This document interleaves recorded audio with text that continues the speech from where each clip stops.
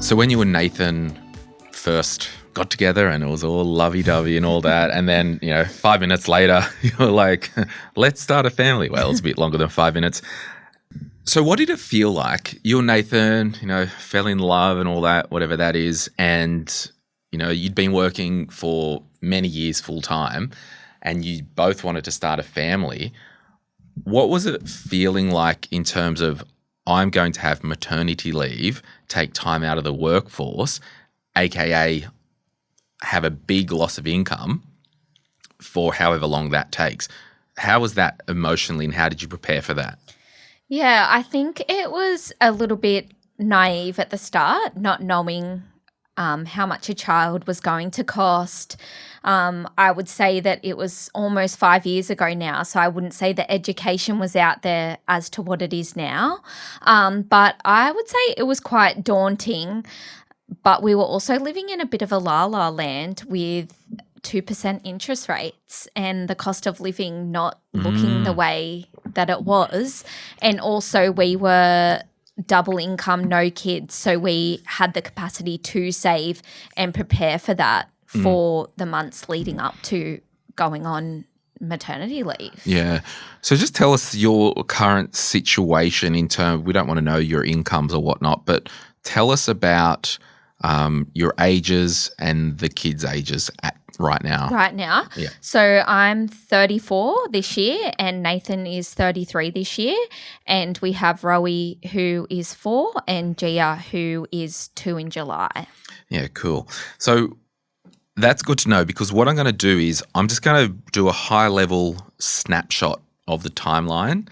And for those who are actually watching this on YouTube, I'll put that up on the screen now.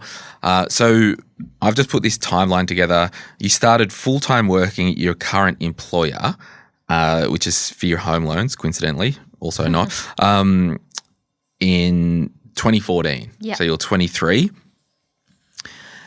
In 2020, well, as you said, like interest rates were low at the end of 2020. Yeah. Were you bored during lockdown, were you? Having a Basically, yeah. birth of Rowie at the end of 2020, and then you commenced your parental leave then, okay? Yes.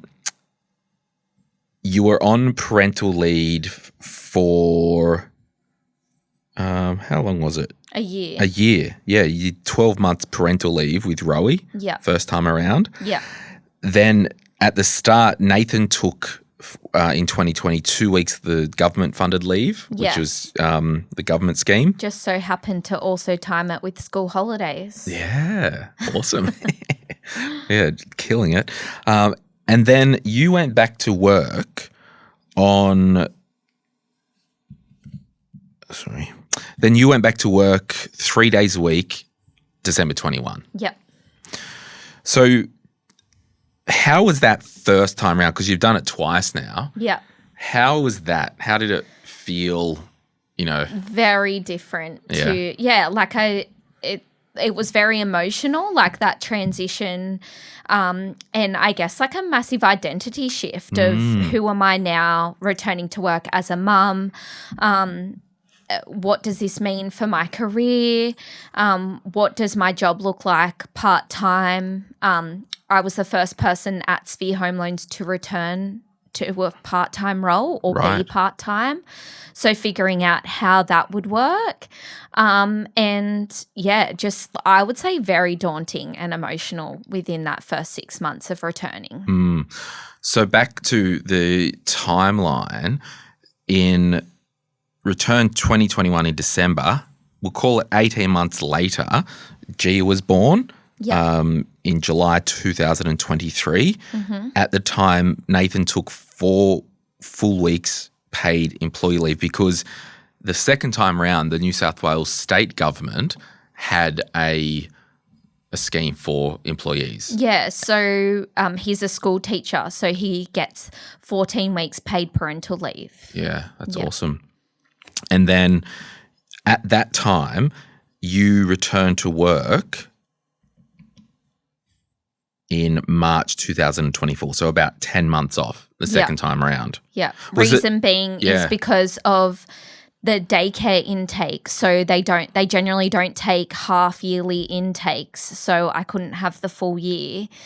Otherwise, I would have had to have a whole nother year for her to start the following January. So that was sort of based on that return to work and needing our daughter to go to daycare, so needing to return. So Nathan ended up taking a Friday off on his paid parental leave, and she went back. She went to daycare, started daycare 2 days a week. Yeah, cool. And then with that, Nathan, because he had 8 weeks full pay. 14 weeks. 14. Full pay. Yeah, okay. So he took 4 weeks full pay when she was born. Yeah. And then he had 10 weeks left. So he took that every Friday for all of 2024 and the first term of this year, which is 2025. Wow. That's amazing. Yeah. And then right now, you are 3 days a week. 3 days a week. Yeah. And you've got 2 kids, Yep. Rowie and Gia, and they are loving life. Yes. So we're going to talk about Gel's journey into maternity leave, Yep. leave from work. You mentioned like your identity so wrapped up in I wake up, go to work, I'm a mortgage broker. Yep. Overnight, fell pregnant, literally overnight, and then had a child, full mum mode, Yep. and you're waking up now, not going to work, no sleep, all that, all the stuff, Yep. and you're like, what the hell's going on? So we're going to talk about it all today. As you know, if you do listen to this podcast regularly, this podcast is brought to you by Sphere Home Loans, who happens to be Genevieve's employer.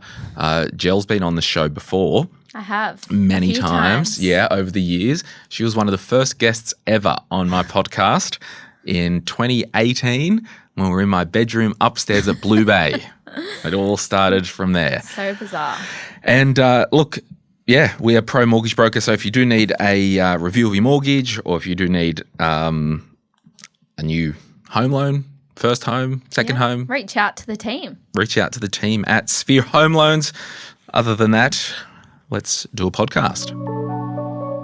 You're listening to Money, Money, Money, or as the regulars like to call it, M3. We're Australia's OG personal finance podcast. Everything you hear on the show is general advice only, which I'm licensed to give, and details can be found in the show notes. My name's Glen James, former financial advisor, now podcaster. I've got a book, The Quick Start Guide to Investing, and I host, produce, and curate this podcast with you in mind. You can follow me on Instagram, just search Money Podcast, or if you want to join the Facebook group, just put this episode number on your way in so we know you're real and not spam. Otherwise, thanks so much for listening. Let's do this.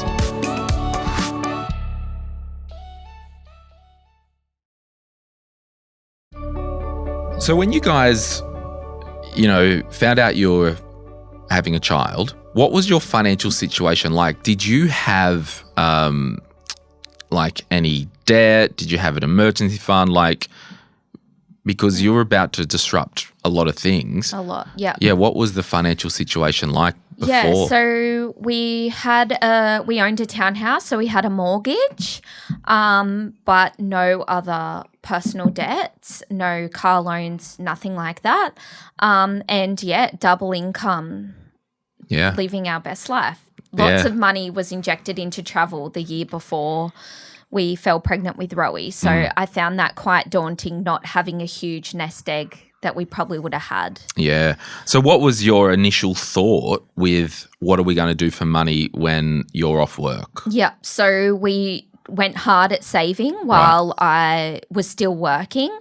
It was obviously a bit of lockdown within that time. So I feel like that definitely helped play a part in that. And then I was also eligible for the Centrelink maternity leave. Right. So I was knowing that I was going to be paid that. But back when I had Rowie, it was only 18 weeks. Yeah. Paid parental leave. And I will do a little episode on this. As at the 1st of July this year, it is going to 24 weeks. Yep. There are reserved partner days, which are 15 days reserved for a use it or lose it type vibe. Yep. And parents can take up to 20 days of leave simultaneously. Super will be paid from, I think, 2026. And then it goes 12%. to like 26 weeks. Yeah.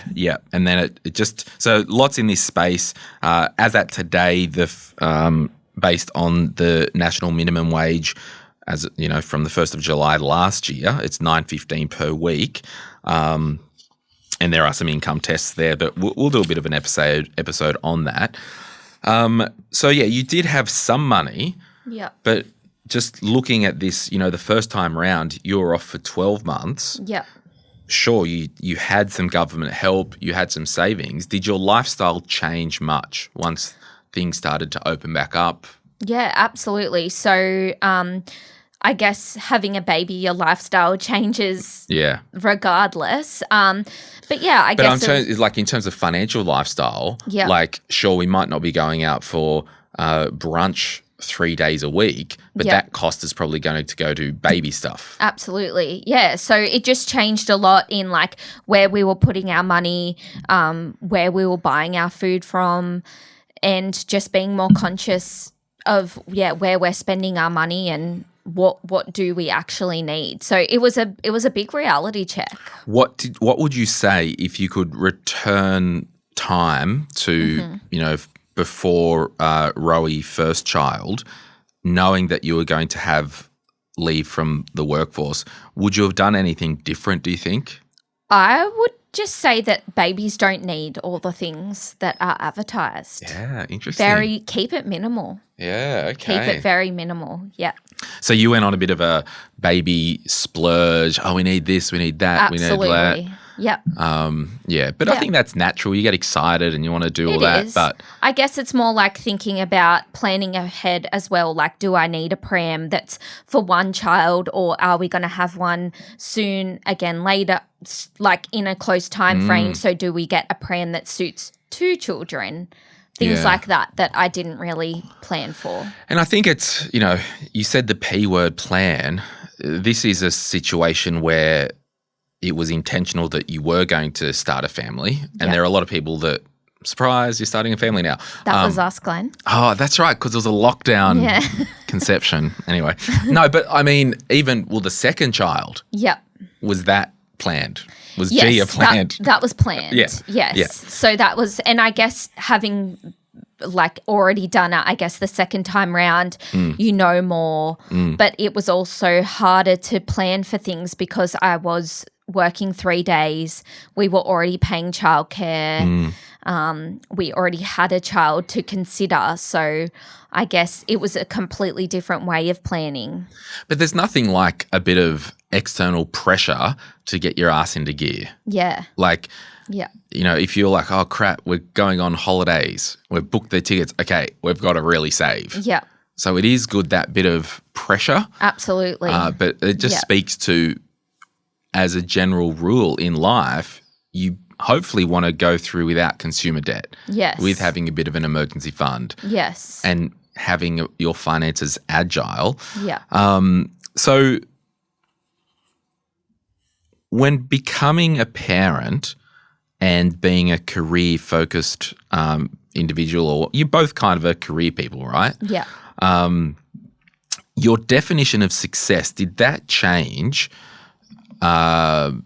during the maternity leave, during starting a family? Has it changed? Did it change? Yeah, so I would say it definitely changed after having my first child, but I guess it's because my priorities shifted.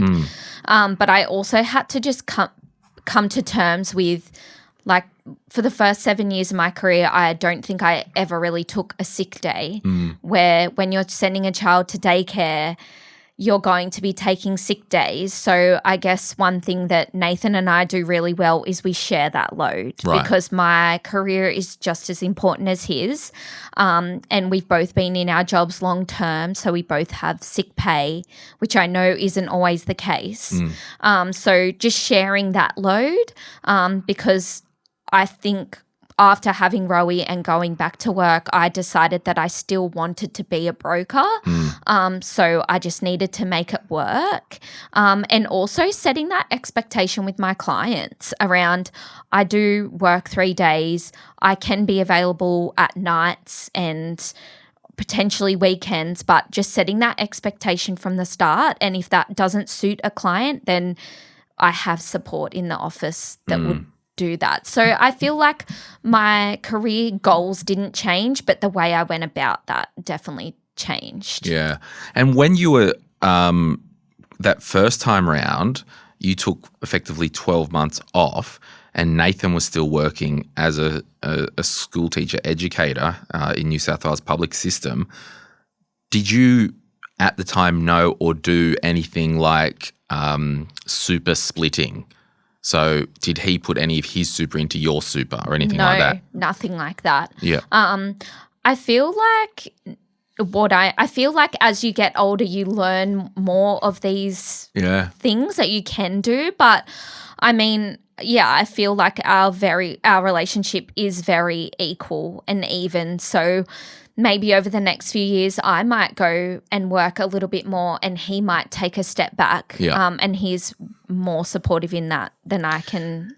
How long were you together before you started, So we've been together since 2017. Yeah, okay. Yeah. So a couple of years to know each other. Yeah. How long after meeting each other did you move in together? Oh, basically immediately.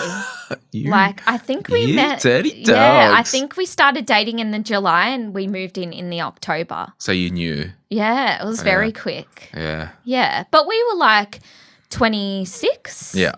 And it just felt right. His lease was ending, and I was like, I owned my townhouse at the time. And basically within the year, we just joined finances, which I know sounds absolutely wild to some people. Yeah. Got to do what you got to do. You do. Yeah, cool. And just for those people who might not have picked up on what I asked around the super thing, you can do a thing called super splitting. And effectively, if one person takes a year off, you can pretty much put up to 85% of your super into your spouse's super account, and the 85% is the net after the 15% tax has been taken off. Wow. And yeah, so basically the logic is potentially if someone's taking the year off, you would go, okay, well, let's split some of the super from, in this instance, Nathan was still working. He might put 50% of what he received into your super. Yeah. So it's super splitting. It's I think, a best kept Is that only secret. new? No, it's been around for a while. Yeah, right. But just no one knows about it. That's why No. it's the best kept secret in Yeah, terms of absolutely. superannuation and that stuff. Yeah. Okay, cool. We will take a break and we'll talk about, the whole work situation, and we'll do so right after this.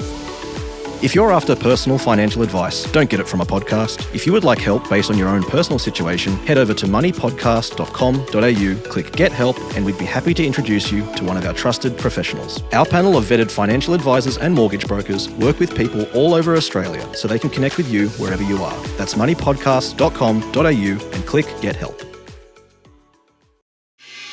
Before we get back into the show, I'd like to encourage you to protect your financial life. Now, what does that mean? It means having income protection insurance in place. It means having death cover in place if you do have debt or dependents. It means having your suite of personal insurances sorted. I know you insure your car. I know you insure your house. Why not insure you? I really want to encourage you to reach out to Sky Wealth. They support the podcast. They are specialist financial advisors who can look at your situation, walk through a heap of options personalized to you. It's usually far more comprehensive and competitively priced than going direct to your super fund. You must see a specialist financial advisor for your insurance. You can head to sky.com.au, that's skye.com.au, to book a complimentary 15-minute chat, and the team can point you in the right direction. Like all good cults, we need a place to hang out together. That's our Facebook group. If you are going to join the Money, Money, Money podcast Facebook group, just put you heard about the group through the podcast and put this episode number that you're listening to. That way we know that you're not a spam account. Otherwise, you can catch me on Instagram at moneypodcast.aus. Thanks so much for listening. Thanks to Sky Wealth. Let's get back into the show.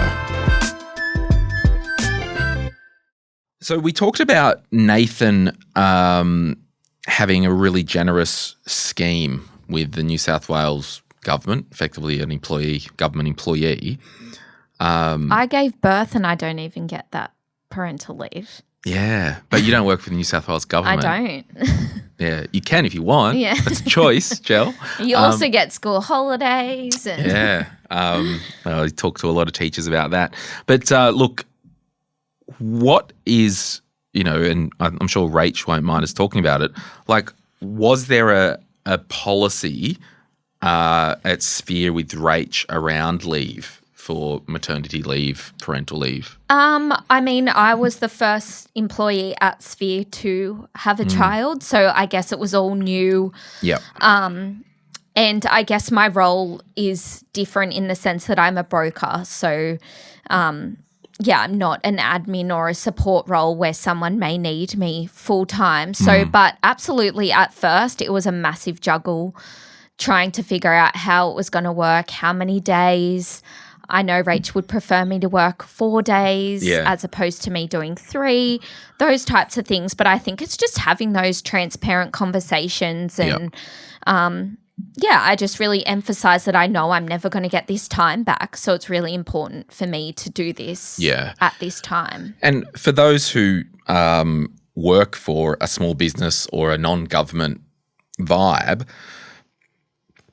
it is really good that, the federal government now do, 24 weeks at the minimum wage. So there is something. That's an awesome thing. Yeah, absolutely. Businesses, they can choose to do a variety of things. I know some companies have added their own policies to government things, or will top up for those 24 weeks. We'll top up. It's definitely not just government that are doing the paid parental leave or maternity leave. But that's why I just want to chat about this, that if you're employed by a company that isn't the government, unless it's mandated by law that, so I run a small business. If one of my staff members had a child tomorrow, I don't have to do anything. No. It's like, I can give you some time off.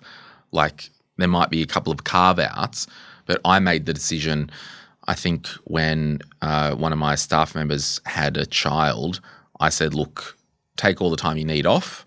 For the first year that you're off, I'll just pay the super on what you were earning. Yeah. So I just thought I can do that. Yeah. And I just think it's important for small businesses and employers out there just to acknowledge that we do live in reality, and it can kind of lean into that almost like a employee benefit thing. Like I got a job at, tech company down the road and they provide free lunch for everyone every day. Yeah. So it's like, do you want to work for a job that provides free lunch or not? Do you want to work for a company, you were saying before, a friend of yours works for a huge corporate, some crazy amount of leave that they get. But have to go back to work full time. But you have to go back full time. That's right. So I just think forewarned is foreknowledged or something like that. Yeah, I have no idea, Glenn. You do? No. Foreknowledge is forewarned or something like that. Like, we just need to know. So yeah, absolutely. Talk to your employee if there's an employee handbook, see what their policies are. I think even for I had a staff member once in my old business, his wife had a child, and I just said, look, on top of your leave, I'll give you 2 weeks off full pay. Yeah. Like, because I get it that, it's a family unit and all that. It's definitely dependent on the employer, and I felt super supported. There was no pressure. I believe legally the company has to hold your position for at least a year. Yes. But I'm talking about there's benefits. No legal hard thing where a private company has to give hard dollars for a certain amount of time. Yeah. And I have friends that have had annual leave that they've taken at a few days to sort of make up that difference. I know if you do work for the government, you can take your government paid leave, but then you also get the Centrelink leave. So then you can basically get a whole year off completely paid. So There's, So I many think it is all that, different like, scenarios. we've got at least this baseline, 6 months, call it, Yep. that is minimum wage paid by the government, the taxpayer, us as a society. And then it's like, does your employer do other things? Yep. And and this is the problem where I get, and not to get political, but it's all well and good for somebody like, oh, a private company should be doing this. It's like, okay, well, if you're putting me on the hook to pay 6 months on top of this government thing, like, I'm happy to do it if I had the money, but basic fundamentals come in. It's like, where's the money coming from? Oh, I've got to charge your customers more. Yeah. So I just think it is a balancing act. Absolutely. But I think the underlying tone that I'm hearing from you was your employer was really supportive with flexibility. There wasn't this, no, if you do go on mat leave, you've got to come back full time. Yeah. And so that was a bit of a sidetrack. But during your time away, how did you keep engaged with the team, and did you each time? Yeah, I mean, I guess our office isn't huge, like there's not hundreds of employees. So having that relationship with them was very easy. Still getting invited to any like work team building events or end of financial year dinner or someone's birthday, but just staying in touch. Yeah. Because you're still a team member. Yeah, I am. Yeah. So I think it was more just like, staying in touch, just dropping in and sharing your work colleagues your life. Yeah. So, I think it was an important part to me as well, because obviously over these times the team has grown as well. And being there for so long, it's just, stay in touch and just, let them know where you're at and, just drop in. Yeah, sweet. Now, what do you think the biggest challenges were when you were transitioning after Gia? So it was like a year off, 6 months or a year back on-ish, then another 10 months off, then we're back 3 days a week. And it's funny, you look back, it's like a zigzag timeline. What was the challenge kind of coming back the second time with 2 kids, doing part-time, knowing that your salary would be less as well, and we've got 2 kids now. Yeah. So what was that transition like for you? Yeah, I felt like it was basically I hit restart on my career again. I guess being a broker, I have clients, I have a pipeline, all of those things. So it was just a matter of, getting in there and just really, just thinking like I'm starting off fresh. But I think the juggle is like, keeping it real, like getting out the door in the morning and making sure things are organised and planning your weekend around being ready for that working week. And if I am taking a day off during the week for our children, whatever that may be, that means then I'm only working 2 days that week. So, it's a big juggle. It still is a juggle. I can't say I have perfected that. But also just like knowing your priorities and surrendering in this season. So on that juggle, currently the kids are in childcare 2 days a week? 3 days. 3, sorry. Yep. Okay, so are they fixed days? Yes. What days are they? Monday, Tuesday, Thursday. Okay. And then you're working what days? Monday, Tuesday, Thursday. No, the reason I ask is... Do I have a day off childless? Yeah, I don't know. You're allowed to. Absolutely. But you on pay for Fridays, Rowie also goes to preschool. Yes. Oh, okay. I think that's why maybe I was... Probably, yeah. So on Fridays, I still have a child, but I just have Gia. Yeah. And Rowie goes to preschool. However, that's school hours and school holidays completely off. Yeah, cool. Yeah. So given you said the juggle word before, did that influence your decision either way to go back sooner or not? I think the second time around I was I felt a lot more ready. I knew what was coming and I knew what role I was stepping back into at work. I think the first time returning to work and not knowing how that job's going to look if you've never worked at part-time before is very daunting. So I think the second time around, I just knew what I was going back into. So I found that transition a lot easier. And just on that, when you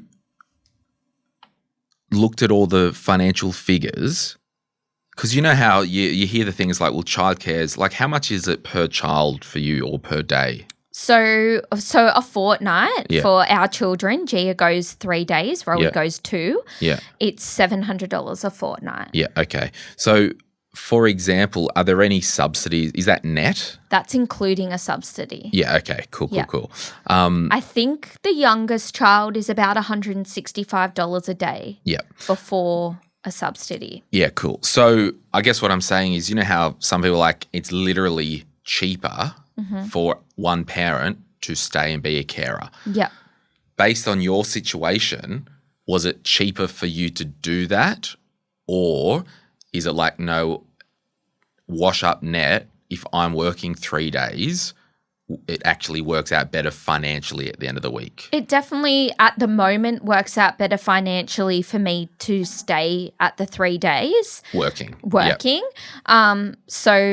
But I feel like there's also, and this is taking away the financial thing, there's also so many benefits for them that I can't provide at home. That's right. But also, you went in a really good direction and point, but I was looking at the benefit for you as well as your career, your own mental health, your own. Like my sister, she stayed at home, I think, the first 4 or 5 years, and she's like, I'm literally going nuts. I'm sick of talking baby. I'm going back to work. Yeah. Yeah. So there's that benefit as well. Absolutely. Yeah. So like for myself and Nathan, and we've had this conversation a few times, I'm like, even if I was to be a stay-at-home mum, I would probably send them 2 or 3 days a week, probably 2, but because I can't give them what they get at daycare, all the socialising, the learning different skills and creating relationships with other people, it's not something that I can give them. So I got a phone call before, a talent scout. They were after a real housewife of Toowoomba Bay. You in or not? Yeah, for me personally, I enjoy going to work. Yeah. I'm enjoying excelling in my career. It's definitely taken off now that I've been back a full year. And let's be real, like in your career, you will, in terms of financial benefit for your household, you don't have to say, and I don't know. Yep. But if you do this right, your income for your family could be maybe double what a deputy principal is. Absolutely. Or an assistant principal. Yes. So this is a real strategic choice. Yes. And how have you gone with the social norms when you talk to people about, oh, Nathan might just be a bit of a part-time dad and I might go back to full-time work, because I'm sure you guys have had that discussion. We have. We actually have had that recently, that he may eventually take maybe working 3 days and I will go full-time, because before we had Rowie, I don't think he'll mind me saying this, I earned more than Nathan. Yeah. So for us... If he does mind, red flag. Yeah, he definitely doesn't and kids, mind. What do? We don't ignore red flags, all right? Look at me. Hang on. Go onto the camera. Look at me. Look at me. Look at me. He doesn't mind. He never has minded. But I think that is an important conversation to have, because there is dynamics around the man wanting to be the provider, caring for their family, earning more than their partner. But for us, over the next few years, this really is our strategy, that is potentially what is going to happen. Yeah. But I just need to feel supported that I can do that. Yeah, and I think you are supported. I mean, I've known you now for, ever since I moved. Longer than Nathan. Yeah. Yeah. And I've seen, because when I started my business, you were working at Sphere next door. that was in 2015. You had been there for a couple of years. A year. Yeah, just looking at my timeline. Like, I know you enough to know that if you're not coping or whatever. Yeah, like I've seen you. Absolutely. And, and I will say, funnily enough, we were doing a bit of an experiment with a new show, which is not going ahead right now. And when Rach left here, or what I said, I'm like, Genevieve is just not comfortable in there. There's lots going on. I said, we need to walk this back. So Yeah, no, there's all the signs. I know. I showed all the signs. I was just like, I know her, and I know that something is not right. Yeah. We are not proceeding until we practice. Anyway. Yeah. So 2 final questions. Sure.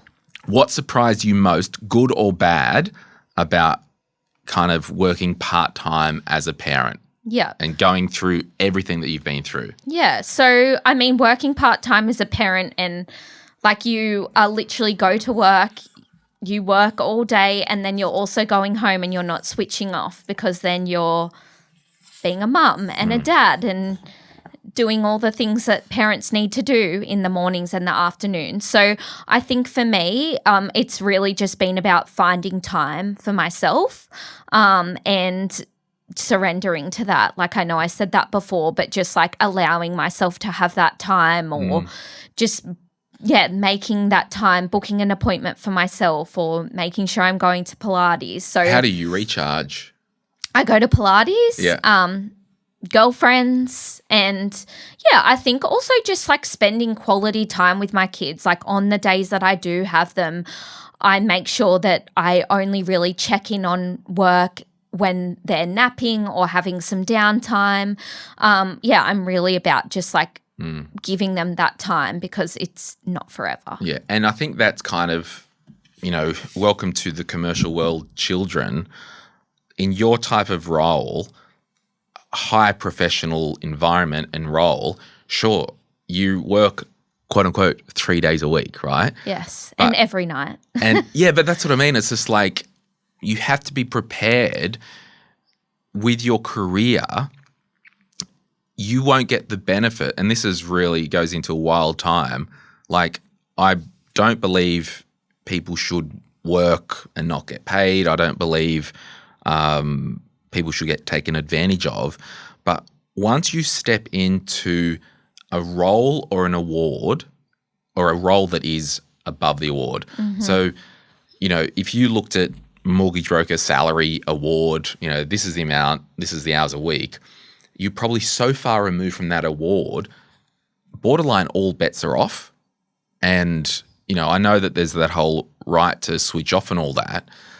I would say, what I'm saying here is I don't think there would be any pressure from your employer that you're on 5 days a week. No. But as your career and your client book, if you look at your week as a whole and base that you're getting paid significantly, probably more than the award, you have resolved that if I just check things while the kids are asleep, or if I just log in emails overnight, just to keep the ball rolling. Absolutely. And you've made that decision. But if that's not what you want to do, when you return to your same type of role, potentially post-family, you've got to make the call, am I still going to be doing the same thing? Yeah. Because in your role, things can get urgent. Absolutely. And you've got support staff and you do have good boundaries. Yes. But I think I'm saying, I don't know what I'm saying, but. Yeah, I think it's also just like, for me, going from being a full-time broker before kids and now, and obviously experience, everything can be fixed, most things, and no one is going to die. No. But I guess I just need to, be smart about where I use my time. I make sure that I don't work past a certain time at night. Yeah. But it's just, that's also a commitment to my career that I'm wanting to grow it, but I'm also wanting to be a present mum. Yeah, and I think the more I think about all that drool that I spat out then, your situation, it's actually less about I've had the maternity leave, now I'm going back to a 3-day on, you've had the maternity leave. Now you're going back to a workplace that allows complete flexibility. Absolutely. And I Like think even that's on a more the work thing. day, I can Yeah. go to a school event Yeah. or Yeah. whatever that may look like. But that also may look like that I work at 9:00 at night. Exactly. So, but Yeah. I So know I think everyone doesn't have that flexibility. If you're a shift worker, if you work in a hospital. And so, yeah, I think it's also about if you're not happy in your career before you do have kids, what could you do when you do have kids and what would that look like? And I would say you say people might not have the choice to have that flexibility. I dare say you might not want that flexibility. You might want to go to work, go home, Yeah. not checking emails at night. Yeah. Awesome. We lay Yeah. in the bed that we make for ourselves. Yeah, there's pros and cons. Absolutely. Yeah. Finally, if there's one thing with your magic wand, with all this parental leave, maternity leave, paid parental leave, all that stuff, having been through it yourself, one thing that you would change in a magical world, vote one Genevieve, what would you change? Oh, that's a really good question. You're welcome. Yeah, I mean, I don't think personally like I have done it wrong, so I can't say I would change anything. But I think if you are planning for a family, then, yeah, just set the standards now. Have a look at how it's going to look even if you're not planning on it for a few years. And I guess for me, I never really looked at any employee benefits or how that would look for me. With planning a family. So I think if I was to go back in time, I would look at those before I had a family. Yeah. Yeah, just like pre-planning, even if it's not something that you're planning to do for. It's just being aware. Yep, absolutely. But I 100%. can't say I would change too much. Awesome. Well, I feel really, anytime I do these episodes around kids and paid parental leave and maternity leave, because I'm not in that world and haven't gone through it, I just feel so out of my depth. So hopefully I've given our listeners some type of encouragement by pulling the questions out of you. And I guess going down like a mortgage broking avenue, if you are planning to have You're not here to sell mortgages, Genevieve. I know, but if you are looking to have a baby or plan a family, like don't hesitate to reach out to your broker and discuss what that would look like for you. Right, okay. Your borrowing capacity. Like all those things can impact you. Buying a house. Yeah, wow. Refinancing. Okay, because you did bring the sales gal out, just a quick question. You've just got to, get your house, get your mortgage and all that, then have kids. But you've just got to plan that, is there a period of time where your income is going to drop? And will that drop actually put more stress and pressure on your household where it might have been easier just to rent somewhere? Then once the kid stuff's done, then buy. Absolutely. So like as an example, we sold our townhouse in between having Rowie and Gia and we were in the market to upsize our house. Yeah. We literally exchanged on our property on like the 1st of July and Gia was born on the 15th of July. Wow. So like I think it's planning that stuff. What does that do for my borrowing capacity? How does that look? We ended up putting a renter in our house that we bought for that year that I was taking off work just to take away that pressure. But, yeah, I just feel like there's so many elements to think about. And there could be some strategy, like if you are planning to start a family and you do have that mortgage, talk to your broker and be like, hey, what does it look like to move to interest only for a couple of years? Stretch the loan term back out. Not ideal, but also you don't want to be financially stressed while you have a baby. So if that can take some pressure off while you are in those years of not earning your maximum, and then when you are, you can inject that back into your property or however that may look. So there's just so many elements to think about. Actually, in all my questions writing this, I'm such an idiot. I didn't even put down any questions about mortgages and parental leave, but anyway. But you can also still borrow money on maternity leave. Oh, well, we will, I'm going to do another episode with Genevieve about... maybe we do a Q&A on maternity leave, mortgages. Yeah, maybe we do a webinar, if you will, or something. Absolutely. All right, we might look at doing that. My name's Glen James. This is Genevieve. Thank you so much for sharing your story. Bye.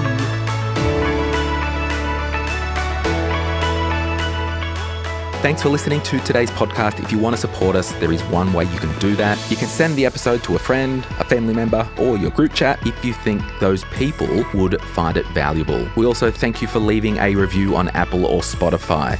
If you've listened to this podcast for some time, or if you've read any of my books, you would know that giving and generosity in a financial sense is a big thing in my life. If you think it's time that you are ready to give financially to a good cause, you could head to our website, moneypodcast.com.au/charities to see the charities that we support. Any advice is general financial advice only, which does not take into account your objectives, financial situation, or needs. Because of that, you should consider if the advice is appropriate to you and your needs before acting on the information. If you do choose to buy a financial product, read the Product Disclosure Statement, PDS, and Target Market Determination, TMD, and obtain appropriate financial advice tailored to your needs. Simo Interactive Pty Ltd, the publisher of this podcast, and Glen James are authorised representatives of Money Sherpa Pty Ltd, which holds Financial Services Licence 451289. Opinions or comments from any guests on the podcast are theirs and not those of the host or the publisher or their respective licence holders.